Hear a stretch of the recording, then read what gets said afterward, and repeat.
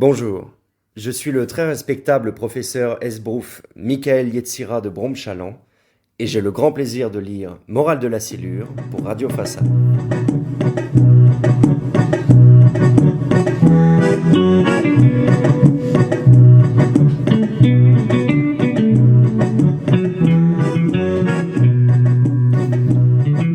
Chapitre 2. Dehors, les lampadaires continuaient leur partie de dés sur le toit de la maison de Madame Saint-Bric, qui, à l'heure qu'il était, devait regarder le journal de la nuit de la chaîne secondaire.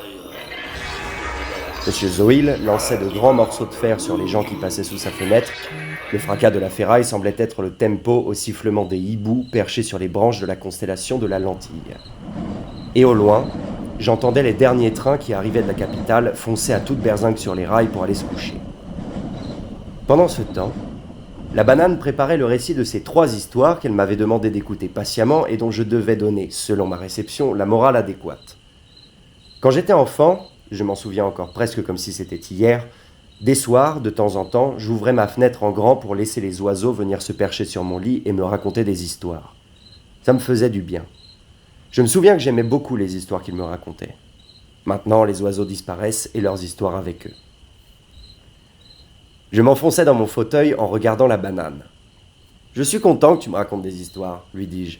« N'oublie pas que c'est à toi de trouver la morale de chacune des histoires. »« Oui, je n'ai pas oublié, » lui répondais-je agacé.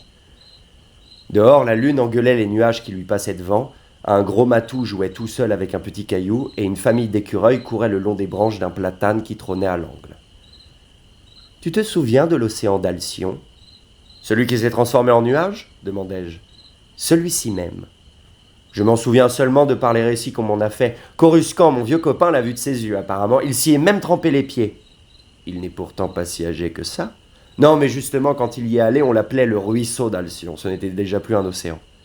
Je vois. Laisse-moi donc te conter notre première histoire.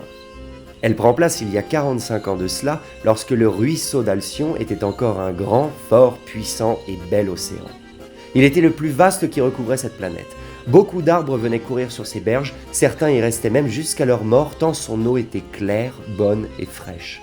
« Mais une eau n'est pas fraîche, que me racontes-tu » dis-je en riant. Il fut un temps où elle l'était. Il fut un temps où une simple gorgée suffisait à faire courir en toi une sensation de vie extraordinaire. Il fut un temps où le bonheur se trouvait au bord de l'eau. Il fut un temps où le soleil avait encore un reflet dans l'eau claire. Il fut un temps où le soleil n'était pas seulement qu'un astre. Il fut un temps. Mais ce temps n'est plus. C'est pour ça qu'il est une histoire désormais. Ainsi, l'océan d'Alcyon abritait de nombreuses espèces aquatiques. On pouvait y trouver des méduses, des anguilles, des requins, des saumons, des étoiles de mer et aussi des silures. Les silures étaient des poissons qui pouvaient atteindre 2,50 m de long et qui vivaient dans l'eau douce. Dans l'océan d'Alcyon, leur périmètre préféré était celui des berges. Un silure, c'est comme un gros matou. C'est épais et large, mais pas bien agressif. Laisse-moi te parler d'un silure en particulier, Crânio. Le nom de Crânio n'est pas anodin aux oreilles de celles et ceux qui connaissent les légendes marines. Effectivement, Crânio est connu pour avoir été le silure roi, le dernier silure à avoir fréquenté les berges de l'océan d'Alcyon. Il voulait, dès sa naissance, être le plus grand des poissons, le plus massif, le plus agressif, le plus imposant. Dans cet objectif, il bouffait tout ce qu'il trouvait dans l'Alcyon. Ça allait du corail au rocher, en passant par le thon et l'espadon, ainsi que par les déchets et les ordures. Pendant un moment, Crânio régulait les océans, tant son appétit était grand. Il était devenu le roi, comme il le voulait depuis si longtemps.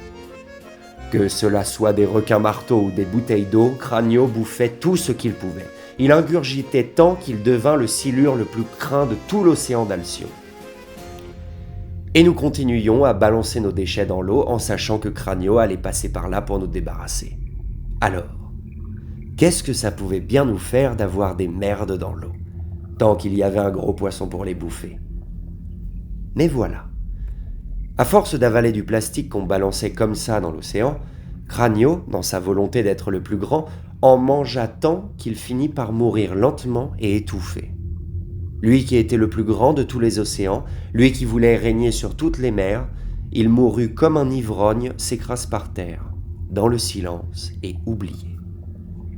Et depuis ce temps, le plastique s'accumula à la surface de son bel océan, celui dont il voulait être le maître, celui qu'il aimait si fort qu'il en bouffait chaque matin les déchets flottant à la surface. Aujourd'hui, Cranio n'est plus le roi de quoi que ce soit.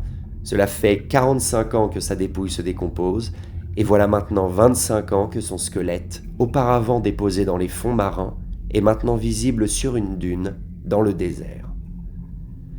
Alors, si Cranio est mort et son océan disparu, à qui est la faute ? Je marquai un silence. Dehors, il faisait bon. La lune commençait déjà à fermer ses yeux.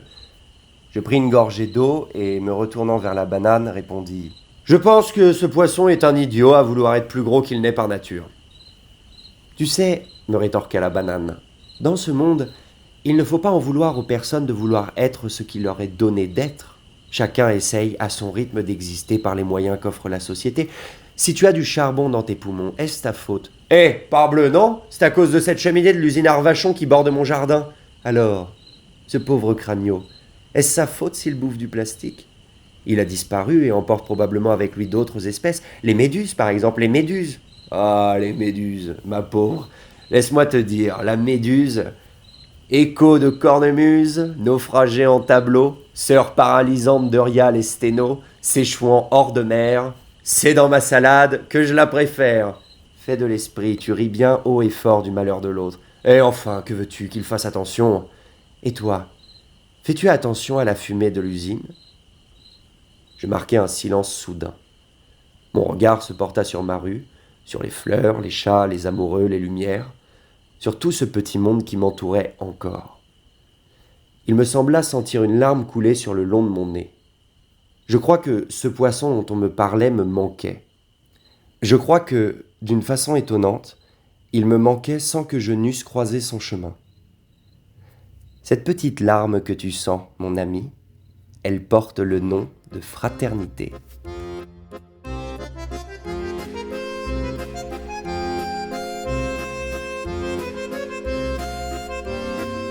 C'était le 2e chapitre de Morale de la Silure. Merci infiniment pour votre écoute. On se retrouve très bientôt pour la suite. N'oubliez pas de vous abonner à notre compte Spotify et Instagram pour suivre toutes les actualités de la radio. Et n'hésitez pas à nous écrire à l'adresse façaderadio@gmail.com sans cédille. Je vous souhaite tout le bonheur du monde et à bientôt.